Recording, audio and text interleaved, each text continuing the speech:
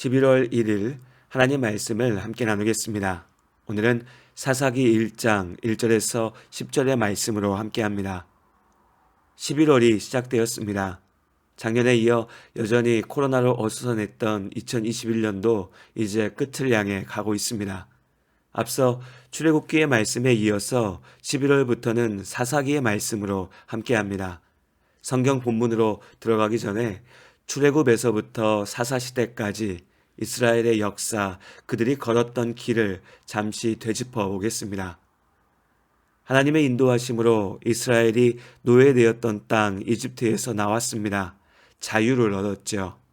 이제 이스라엘은 하나님의 백성으로 하나님께서 가라 하신 약속의 땅 가나안을 향해 나아갑니다.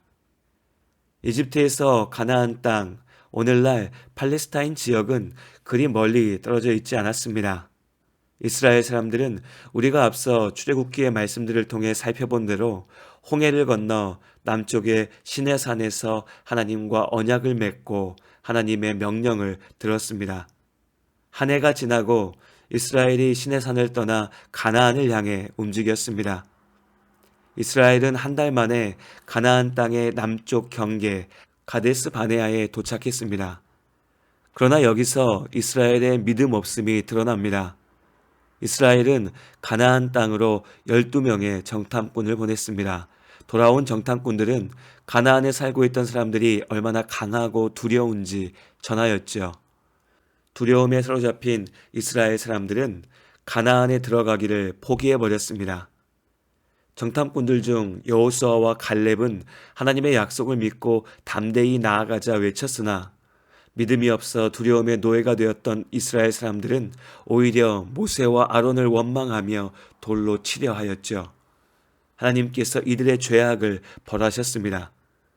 이후 40년 동안 광야 생활을 거치면서 이집트에서 나온 옛 세대는 죽었고 광야에서 준비된 새로운 세대가 여호수아의 인도 아래 가나안 땅을 정복해 나갑니다. 여호수아서의 말씀들은 바로 이 가나안 정복 시대에 대해 전하고 있습니다. 그리고 여호수아의 시대도 지났습니다. 사사기 1장은 여호수아가 죽은 후에 라는 설명으로 시작합니다.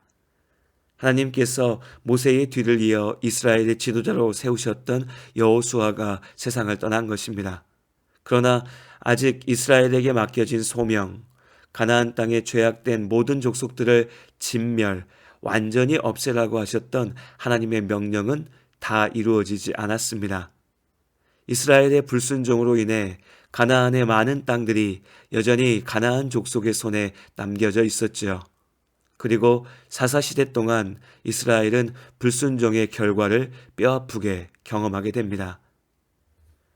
가나안에 정착한 이스라엘 사람들은 점차 남겨두었던 가나안 족속들의 죄악에 물들어갔습니다. 그들이 범죄하여 하나님께 등을 돌렸을 때 가나안의 족속들과 주변의 이방 민족들이 이스라엘을 치는 칼이 되었습니다. 고난에 부딪혀 이스라엘은 하나님의 도우심을 구하며 부르짖었고 그들이 회개하며 기도할 때 하나님께서 사사 곧 이스라엘의 지도자를 세우시고 그들을 고난 가운데서 건지셨습니다. 구원받은 이스라엘은 사사가 살아있는 동안에는 하나님께 순종하였으나 시간이 지나면 다시 하나님을 잊어버리고 죄악을 반복했습니다. 우리는 앞으로 사사기의 말씀들을 통해 죄악의 악순환에 사로잡힌 이스라엘의 이야기를 보게 될 것입니다. 그리고 오늘 본문 사사기 1장의 말씀으로 돌아가 보도록 하겠습니다. 여호수아가 죽었으나 가나안 정복 전쟁은 계속되어야 했습니다. 이때 이스라엘 사람들은 이후에 어떤 지파가 먼저 가나안 족속과 싸워야 할지 하나님께 물었습니다.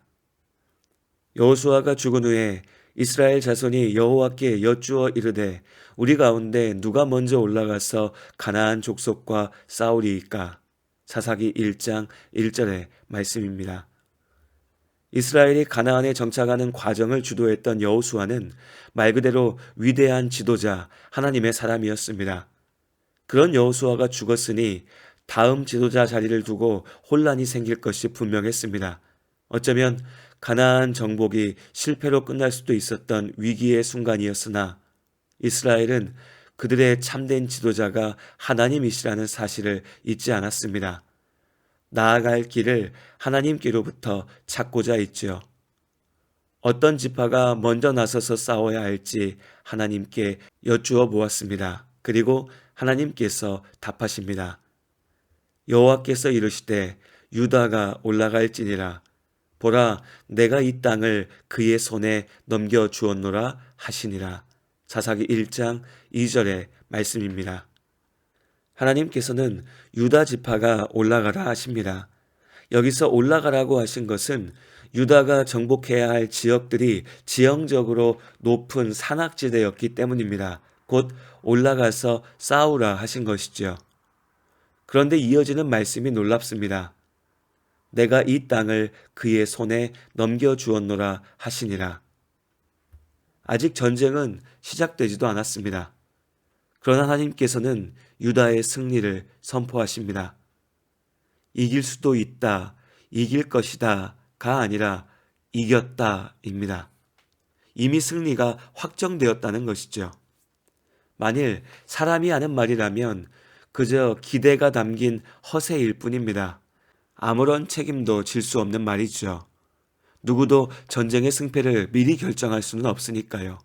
그러나 세상의 주인이신 하나님께서는 작정하신 대로 반드시 이루십니다. 아니, 작정하신 그때에 이미 이루신 것입니다. 하나님의 약속을 들은 유다 지파는 시므온 지파와 연합하여 그들에게 맡겨진 땅을 차지하기 위하여 전쟁에 나섭니다. 가나안 족속과 브리스 족속을 물리치기 위한 싸움이 시작된 것입니다. 그렇게 유다 지파가 하나님의 말씀에 순종하였을 때 신실하신 하나님께서 약속하신 승리를 누리게 하셨습니다. 이후 유다 지파는 북으로는 예루살렘, 남으로는 헤브론에 이르는 약속의 땅을 차지하게 됩니다. 40년의 광야 생활 동안 이스라엘은 하나님께 순종하는 법을 배웠습니다. 구름 기둥이 움직일 때 나아갔고 멈출 때 그들도 멈추었습니다. 가나안에 들어온 후 첫 번째 전투였던 여리고성 싸움에서 이스라엘은 그저 하나님의 말씀에 순종하며 성 주위를 돌았을 뿐입니다. 하나님께서 여리고 성벽을 무너뜨리시고 이스라엘이 승리하게 하셨습니다. 이처럼 약속하신 땅 가나안을 차지하기 위한 전쟁은 이스라엘이 아닌 하나님의 전쟁이었습니다. 가나안의 죄에 대한 하나님의 심판이었고 이스라엘을 위한 하나님의 구원이었습니다. 이스라엘은 다만 믿음의 순종으로 하나님의 역사에 참여한 것입니다. 하나님 곁에 서 있을 때 하나님께서 그들을 이기게 하셨습니다. 오늘 우리에게 맡겨진 믿음의 삶에서 승리하는 비결이 여기에 있습니다. 내가 이기려 할 때 당장은 세상에서 성공을 얻는 듯하나 결코 하나님 나라의 영원한 승리를 누릴 수 없습니다. 잠시 이기는 것처럼 보일지라도 결국 닥쳐올 패배를 끝없이 두려워하며 살아야 합니다. 참으로 이기는 길은 내가 아니라 하나님께서 이기시는 것입니다. 나의 힘이 아니라 하나님의 능력으로 이기는 것이죠. 나를 위해 하나님을 이용하는 것이 아니라 내가 하나님의 곁에 서는 것입니다. 그렇게 하나님의 말씀에 대한 순종으로 내 삶을 채워갈 때 하나님께서 나로 이기게 하십니다. 하나님께서는 이미 우리가 이겼다고 약속하셨습니다. 죄를 이기고 영원한 생명을 누린다고 선포하셨습니다. 하나님 나라가 바로 우리의 것입니다. 이제 그 하나님의 완전하신 약속에 순종으로 참여하는 것이 우리에게 맡겨진 우리의 십자가, 우리의 소명입니다. 오늘도 주님 곁에 서서 참으로 승리하는 복된 하루가 되시기를 주님의 이름으로 축복합니다. 주님이 주신 땅으로 한 걸음씩 나아갈 때에 수많은 적들과 견고한 성이 나를 두렵게 하지만 주님을 신뢰함으로 주님을 의지함으로 주님이 주시는 담대함으로 큰 소리 외치며 나아가네. 이 산지를 내게 주소서. 그날에 주께서 말씀하신 이제 내가 주님의 이름으로 그 땅을 취하리니.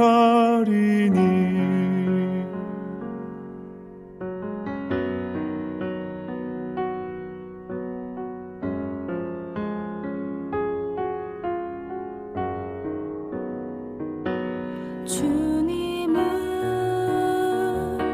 신뢰함으로 주님을 의지함으로 주님이 주시는 담대함으로 큰 소리 외치며 나아가네. 이 산지를 내게 주소서. 그날에 주께서 말씀하신 이제 내가 주님의 이름으로 그 땅을 취하리니. 이 산지를 내게 주소서. 그날에 주께서 말씀하신 이제 내가 주님의 이름으로 그 땅을 취하리니. 그 땅을